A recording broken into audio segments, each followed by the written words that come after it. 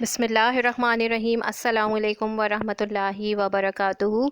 آج ہم اپنی اسلامیت کی بک میں چیپٹر پڑھیں گے مواقعات، جو کہ ہے پیج نمبر 29 اور 30 کے اوپر۔ پیج نمبر 29 کے اوپر دیکھیں گے مواقعات عربی زبان کا لفظ ہے جس کا مطلب بھائی چارہ کے ہیں۔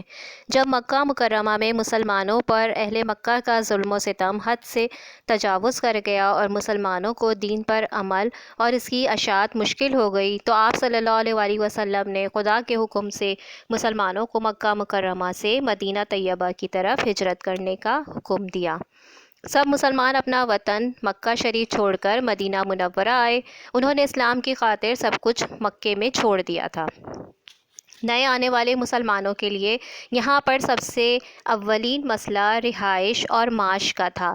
اس بات کو سامنے رکھتے ہوئے رسول اکرم صلی اللہ علیہ وسلم نے ہجرت کے بعد مکے سے ہجرت کر کے آنے والے صحابہ اور مدینے کے اصل رہائش پذیر مسلمانوں کے درمیان مواقعات کا رشتہ قائم کیا، یعنی ان کو آپس میں بھائی بھائی بنا دیا۔ اسلامی تاریخ میں یہ رشتہ قوت مواقعات مدینہ کے نام سے مشہور ہے۔ قرآن مجید اور احادیث مبارکہ میں ہجرت کر کے آنے والے مسلمانوں کو مہاجرین اور مدینے کے مسلمانوں کو انصار کا نام دیا گیا ہے۔ مہاجرین کے معنی ہیں ہجرت کرنے والا اور انصار کے معنی ہیں مددگار۔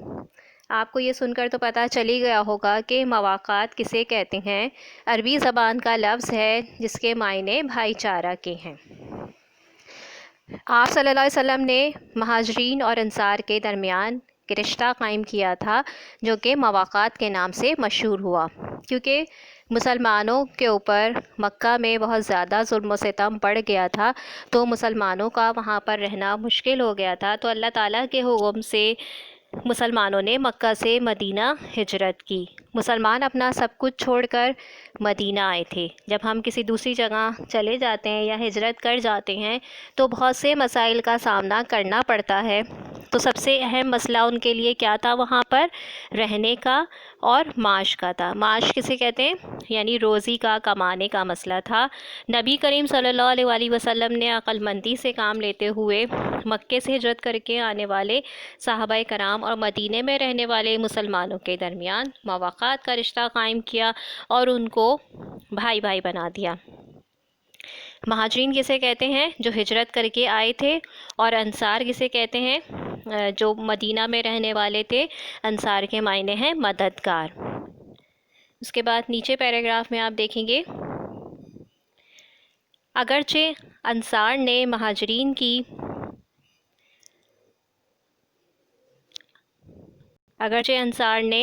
مہاجرین کو اپنے گھروں میں معزز مہمان کی طرح بسا لیا تھا، مگر مہاجرین مکہ نہایت خوددار تھے، جو بیت اللہ کے ہمسائے ہونے کے ناطے سے خود مثالی مہمان نواز تھے۔ انہیں یوں انصار مدینہ کے پاس مستقل مہمان بن کر رہنا اور ان پر بار بننا پسند نہیں تھا۔ وہ اپنے دستے بازو سے کمانے اور مہمانوں کی خدمت گزاری کے خواگر تھے، اس لیے نبی کریم صلی اللہ علیہ وسلم نے ان کی کفالت کے لیے مستقل نظام کی فکر کی اور مواقعات کا طریقہ جاری فرمایا، تاکہ مہاجرین اہل مدینہ کے لیے بوجھ اور پریشانی کا باعث بھی نہ بنے اور مہاجرین کی خودداری اور عزت نفس بھی مجروح نہ ہو، اور ان سب کے مل کر کام کرنے سے معاشی و اقتصادی خوشحالی بھی آئے، افرادی قوت بھی ضائع نہ ہو۔ انصار نے مہاجرین کی تمام ضروریات کو پورا کرنے کی بھرپور کوشش کی۔ جس کے پاس 2 گھر تھے اس نے ایک گھر مہاجر بھائی کو دے دیا، اور جس کے پاس 2 کمرے تھے اس نے ایک کمرہ مہاجر بھائی کو دے دیا۔ انصار کا پیشہ کاشتکاری کا تھا اور مہاجرین تجارت کے پیشے سے منسلک تھے۔ یہ کھیتی باڑی کرنا نہیں جانتے تھے، اس لیے انصار مدینہ نے مہاجرین کی اتنی مالی مدد کی کہ وہ تجارت کرنے لگے۔ اس پیراگراف میں کیا بتایا جا رہا ہے کہ انصار مدینہ نے اتنی مدد کی اور انہیں کھلے دل سے خوش آمدید کہا، اور نبی کریم صلی اللہ علیہ وسلم نے اس مسئلے کو حل کرنے کے لیے بہت سے اقدامات اٹھائے۔ انصار نے کھلے دل کا مظاہرہ کیا اور ایسے بہترین مہمان نواز بنے جس کی مثال نہیں ملتی، لیکن مہاجر جو تھے وہ ان پر بوجھ بننا نہیں چاہتے تھے۔ وہ چاہتے تھے کہ وہ اپنے پیروں پر جلد سے جلد کھڑے ہو جائیں۔ اور اسی لیے مہاجرین کو جتنی ضرورت تھی انہوں نے اتنا ہی لیا۔ انصار مدینہ نے اپنا گھر، کاروبار، سامان، یہاں تک کہ جائیداد بھی آدھی دینے کو تیار ہو گئے تھے۔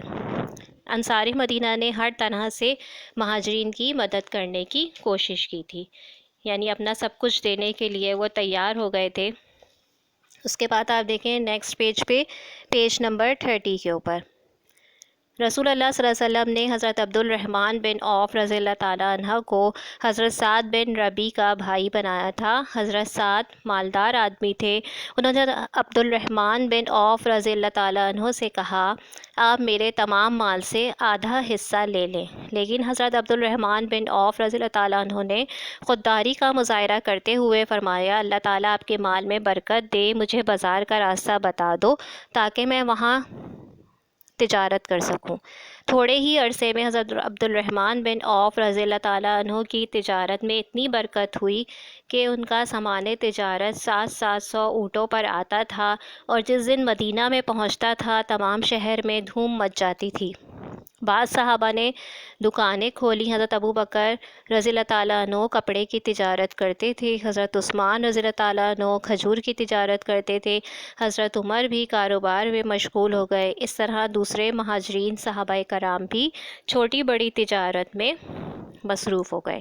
مواقعات مدینہ کی بدولت مہاجرین کی پریشانیوں کا خاتمہ ہو گیا، انہیں امن و سکون حاصل ہوا۔ مواقعات کی وجہ سے مدینہ منورہ میں اسلامی معاشرہ قائم ہوا۔ مہاجرین اور انصار نے اشاعت اسلام کے لیے مل جل کر کام کیا اور لوگوں تک اللہ تعالیٰ کا پیغام پہنچایا۔ یہی وجہ ہے کہ چند سال کے عرصے میں اسلام دور دور تک پھیل گیا۔ آپ صلی اللہ علیہ وسلم نے مواقعات کی صورت میں جو اخوت، ہمدردی اور اجتماعی کفالت کا عملی نمونہ پیش کیا، آج تک دنیا کے بڑے بڑے مفکر بھی اس کی مثال پیش نہ کر سکے۔ ہمیں چاہیے کہ ہم انصار مدینہ کے ایثار و قربانی اور مہاجرین کی خودداری سے سبق سیکھیں اور ان کی پیروی کریں۔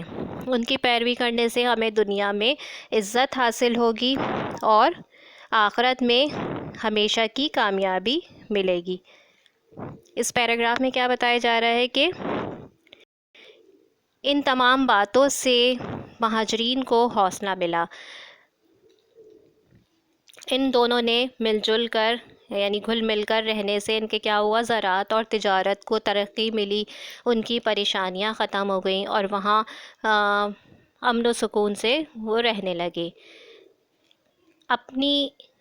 اپنی خوبیوں کو استعمال کرتے ہوئے انہوں نے اسلام کو بھی پھیلایا۔ ان کی ایثار، قربانی، میل جول کو دیکھ کر لوگ اسلام قبول کرنے لگے۔ اس طرح ہم کہہ سکتے ہیں کہ اسلام زور زبردستی سے نہیں پھیلا، بلکہ ہمارے پیارے نبی صلی اللہ علیہ وسلم کے اخلاق کی وجہ سے پھیلا۔ اس طرح اسلام دور دور تک پھیل گیا۔ ہمیں چاہیے کہ ہم نے جیسے ابھی چیپٹر پڑھا ہے کہ کس طریقے سے مہاجرین اور انصار نے ایک دوسرے کی مدد کی، تو ان تمام باتوں سے ہم سبق سیکھیں اور ان پر عمل کرنے کی کوشش کریں اور ایک دوسرے کے ساتھ مل جل کر رہنے کی کوشش کریں۔ اس طرح سے ہمارے جو امن و سکون قائم ہوگا اور ہم ایک مثال قائم کر سکتے ہیں۔ امید کرتی ہوں آپ کو یہ چیپٹر سمجھ آ گیا ہوگا۔ اپنا سب خیال رکھیں گے۔ اللہ حافظ۔